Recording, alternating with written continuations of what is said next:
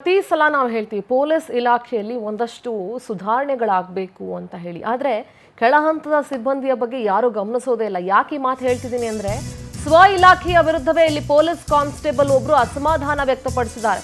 Police ಇಲಾಖೆ ವಿರುದ್ಧ ಅಸಮಾಧಾನ ವ್ಯಕ್ತಪಡಿಸಿ ವಾಟ್ಸ್ಆಪ್ ಸ್ಟೇಟಸ್ ಕೂಡ ಹಾಕಿದ್ದಾರೆ. ಕುಷ್ಟಗಿಯ ಹನುಮಸಾಗರ ಠಾಣೆಯ ಪೊಲೀಸ್ ಪೇದೆ ಬ್ರಹ್ಮಾನಂದ ಅವರು ಸ್ಟೇಟಸ್ ಹಾಕೊಂಡಿದ್ದಾರೆ. ತಮ್ಮ ಮಾತೃ ಇಲಾಖೆಯ ವಿರುದ್ಧ ಅಸಮಾಧಾನ ವ್ಯಕ್ತಪಡಿಸಿ ಪೊಲೀಸ್ ಡ್ಯೂಟಿಗಿಂತ ಎಗ್ ರೈಸ್ ಮಾಡ್ಕೊಂಡಿರೋದು ಬೆಟರು. ನೇಮಕಾತಿ ಕುರಿತು ಡಿಜಿ ಐಜಿಪಿ ಹೇಳಿಕೆಗೆ ಪ್ರತ್ಯುತ್ತರವಾಗಿ ಸ್ಟೇಟಸ್ ಅನ್ನು ಹಾಕೊಂಡಿದ್ದಾರೆ.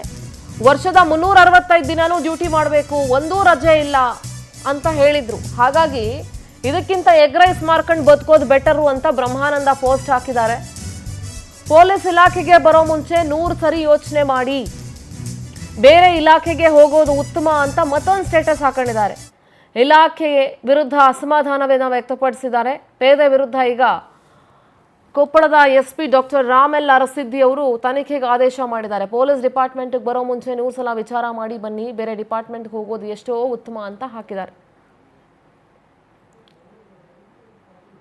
ಪ್ರತಿನಿಧಿ ಶುಕ್ರಾಜ್ ದೂರವಾಣಿ ಸಂಪರ್ಕದಲ್ಲಿ ಜಾಯ್ನ್ ಆಗ್ತಿದ್ದಾರೆ. ಶುಕ್ರಾಜ್, ಹನುಮಸಾಗರ ಠಾಣೆಯ ಪೇದೆ ಏನಿದ್ರು ಬ್ರಹ್ಮಾನಂದ ಅವರ ಸ್ಟೇಟಸ್ ಬಗ್ಗೆ ಈಗ ನಾವು ಮಾತನಾಡ್ತಾ ಇದ್ವಿ. ಐ ಥಿಂಕ್ ಕೆಳ ಹಂತದ ಸಿಬ್ಬಂದಿಗಳಿಗೆ ರೆಸ್ಟೇ ಇಲ್ವಾ ಅನ್ನೋ ಪ್ರಶ್ನೆ ಮೂಡುತ್ತೆ. ಏನಕ್ಕೋಸ್ಕರ ಅವರು ಈ ಥರ, ಅಂದರೆ ಕೆಳ ಹಂತದ ಸಿಬ್ಬಂದಿ ಏನಾದರೂ ಸಫರ್ ಪಡ್ತಿದ್ದಾರಾ ಏನು ಎತ್ತ ಅಂತ ಅನ್ಸುತ್ತೆ. ಸ್ವಲ್ಪ ಮುಂದಷ್ಟು ಸುಧಾರಣೆಗಳನ್ನ ತರಬೇಕಾಗುವಂತೆ ಅಂತ ಮಾತಾಡ್ತಾ ಇದ್ವಿ. ಆದರೆ ಈಗ ಈ ಸ್ಟೇಟಸ್ಸಿಂದ ಏನೆಲ್ಲ ಆಗ್ತಾ ಇದೆ, ಈ ಸ್ಟೇಟಸ್ ಹಾಕಿರೋದ್ರಿಂದ ಈಗ ಬ್ರಹ್ಮಾನಂದ ಅವ್ರ ಮೇಲೆ ತನಿಖೆ ಕೂಡ ಆದೇಶ ಆಗಿದೆ. ಏನು ಪೊಲೀಸ್ ಪೇದೆ ಒಬ್ರು ಏನ್ ತಮ್ಮ ವಾಟ್ಸಪ್ ನ ಸ್ಟೇಟಸ್ ನಲ್ಲಿ ಈ ರೀತಿ ಬರ್ಕೊಂಡಿರೋದು ನಿಜಕ್ಕಿದು ಬರೀ ಇದು ಏನೋ ವಿಶೇಷ ಸ್ಟೇಟಸ್ ಅಲ್ಲ. ಯಾಕಂದ್ರೆ ತಮ್ಮ ವೃತ್ತಿ ಜೀವನದ ಬಗ್ಗೆ ಅವರು ತಾವು ಅಸಮಾಧಾನಗೊಂಡು ಈ ಒಂದು ಸ್ಟೇಟಸ್ ಅನ್ನ ಹಾಕೊಂಡಿರ್ತಕ್ಕಂಥದ್ದು. ಇವರು ಕೊಪ್ಪಳ ಜಿಲ್ಲೆ ಕುಷ್ಟಗಿ ತಾಲೂಕಿನ ಹನುಮಸಾಗರ ಪೊಲೀಸ್ ಠಾಣೆಯ ಬ್ರಹ್ಮಾನಂದ ಅಂತ ಪೊಲೀಸ್ ಪೇದೆ ಆಗಿರ್ತಕ್ಕಂಥದ್ದು. ಏನು ಅವರು ವಾಟ್ಸಪ್ ಸ್ಟೇಟಸ್ ನಲ್ಲಿ ಹಾಕೊಂಡಿದ್ದಾರೆ, ಒಂದಂದ್ರೆ ಇತ್ತೀಚೆಗಷ್ಟೇ DGP ಆದಂತಹ ಡಾಕ್ಟರ್ ಸಲೀಂ ಅವರು ಹೇಳಿಕೆಯನ್ನು ಕೊಟ್ಟಿರೋದು. ಏನೋ ರಾಜ್ಯಾದ್ಯಂತ 8,300 ಪೋಸ್ಟ್ಗಳನ್ನು ಪೊಲೀಸ್ ಪೋಸ್ಟ್ಗಳನ್ನು ಕರೆದಿರ್ತಾರೆ.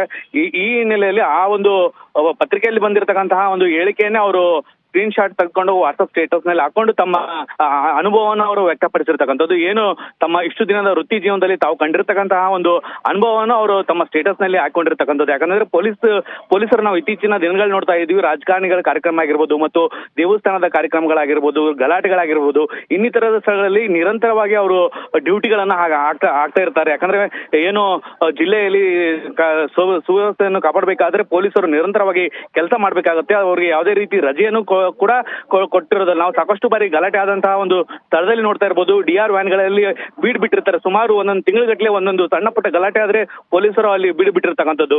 ಈ ಹಿನ್ನೆಲೆಯಲ್ಲಿ ಅವರು ಮನೆಗಳಿಗೆ ಹೋಗಿ ತಮ್ಮ ಕುಟುಂಬದೊಂದಿಗೆ ಸಂಭ್ರಮಾಚರಣೆ, ಯಾವ್ದು ಹಬ್ಬ ವಾತಾವರಣಗಳಲ್ಲಿ ಸಂಭ್ರಮಾಚರಣೆ ಮಾಡೋಕ್ ಕೂಡ ಆಗ್ತಾ ಇಲ್ಲ ಅನ್ನೋ ಒಂದು ನೋವನ್ನು ಕೂಡ ಅವರ ಸ್ಟೇಟಸ್ ನೋಡಿದ್ರೆ ನಮ್ಗೆ ಗೊತ್ತಾಗ್ತಾ ಇದೆ.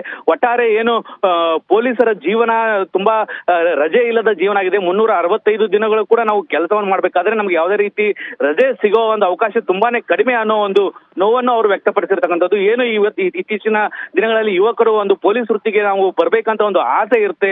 ಆದ್ರೆ ನೀವು ಬರುವ ಮುಂಚೆ 100 ಬಾರಿ ಯೋಚನೆ ಮಾಡಿ. ಯಾಕಂತಂದ್ರೆ ಈ ಒಂದು ವೃತ್ತಿಯಲ್ಲಿ ನಮ್ಮ ಒಂದು ಅನುಭವವನ್ನು ನಾನು ನಿಮ್ಗೆ ಹೇಳ್ತಾ ಇದ್ದೀನಿ. ಯಾಕಂತಂದ್ರೆ ಇಲ್ಲಿ ಯಾವುದೇ ರೀತಿ ರಜೆ ಸಿಗೋದಿಲ್ಲ. ನಿಮ್ಮ ಒಂದು ಬೇರೆ ಡಿಪಾರ್ಟ್ಮೆಂಟ್ಗೆ ಹೋಗಿ ಒಂದು ಮುನ್ಸೂಚನೆಯನ್ನು ಅವ್ರು ಕೊಟ್ಟಿದ್ದಾರೆ ಅಂದ್ರೆ ಅವರು ತಮ್ಮಲ್ಲಿ ಒಂದು ನೋವನ್ನು ಅನುಭವಿಸ್ತಿದ್ದಾರೆ ಅನ್ನೋ ಒಂದು ಅನುಭವಿಸ್ತಿರತಕ್ಕಂಥದ್ದು ನಮ್ಗೆ ಕಂಡು ಬರ್ತಾ ಇದೆ.